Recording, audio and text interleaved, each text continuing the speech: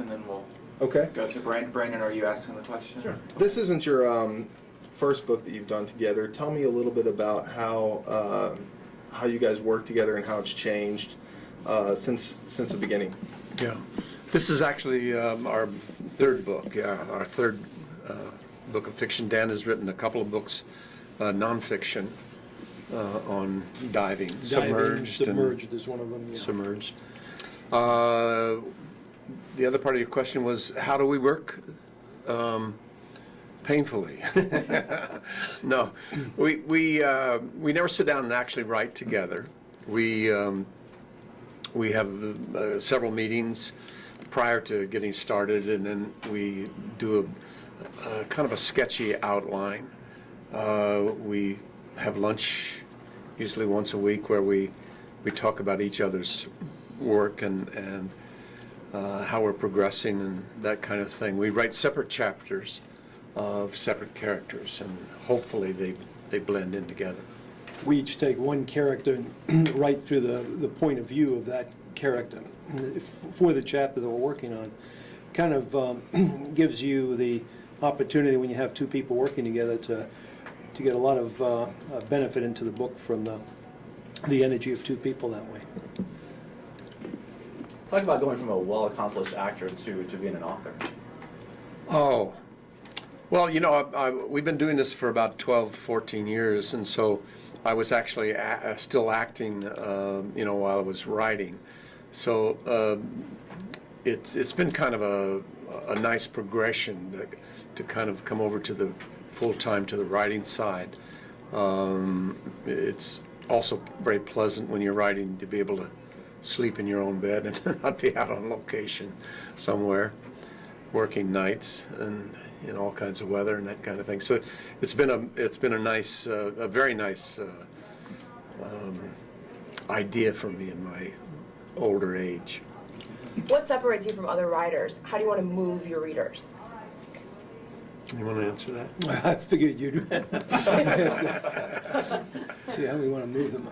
I think we want to entertain them first of all, and which is pretty important. You know, I think if you go into the writing stories with some great vision of educating, or it's not giving the real tribute you should to the reader. It's you know I think we're stepping into we move into the book to entertain them with a story, and at the same time to try to bring in some visions of how we see the world from our perspective. And a Civil War is of course a time when it's hard to miss in terms of intense, a lot of energy, and an important time in American history.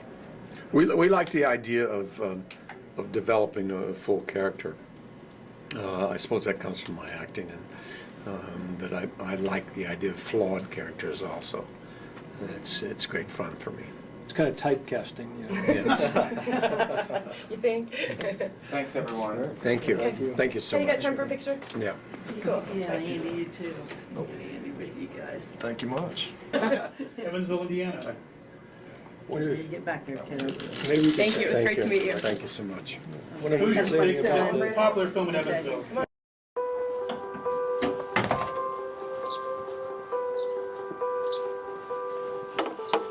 السلام عليكم. الحمد لله على السلامة. كل ده تأخير. The legendary actor that is Jenny Hackman, the man who had an intense character, a legend, an actor who won 2 Oscars, in a more than 60-year-old career. According to the reports, actually, they're saying that alongside his wife, the pianist Betsy Arakawa, they have died together with their dog at their home. According to the sheriff's office, they died in New Mexico. According to the reports that came in, that was on Thursday, just just one day ago. A statement from the sheriff's office said the deputies had found the 95-year-old actor and of course the 64-year-old lady, that is Arakawa Betsy, And of course, the deceased might have passed on. That was on Wednesday afternoon at around 1:45 p.m. And of course, they found them a little bit later. Foul play has not been suspected as a factor, in those deaths. And of course, at this time, the exact cause of death has not been revealed yet. So it's really very, very sad losing such a very, very talented actor. Of course, he was a bit old, 94 years old, and of course the wife at 64. But man, losing such a legend is really very, very heartbreaking.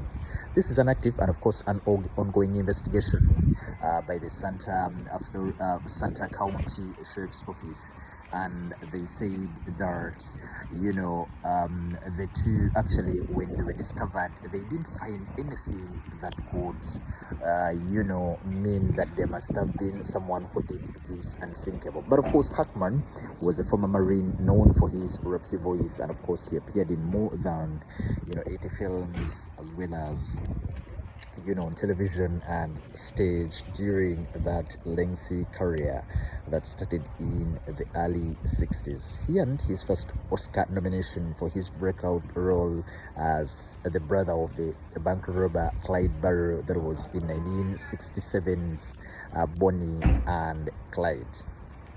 He was nominated for Best Supporting Actor in 1971 for the I Never Sang for My Father. And of course, they are saying that he was a man who was born in San Bernardino, California on January 30th, 1930, and his family moved to Illinois when he was really a very young man. At the age of 16, he joined the Marines, and of course, he lied about his age. And they're saying that by the time he joined, he was looking for work. Later on, they said that his father actually went away and never came back, and the mother actually passed on in a fire. So it's really very devastating. It's still an ongoing story, but of course, we are sending our deepest condolences to the family, friends, and everyone who actually knew and loved the legend that is Jenny Hackman, together with the wife Betsy. Rest in power, Queen and the King.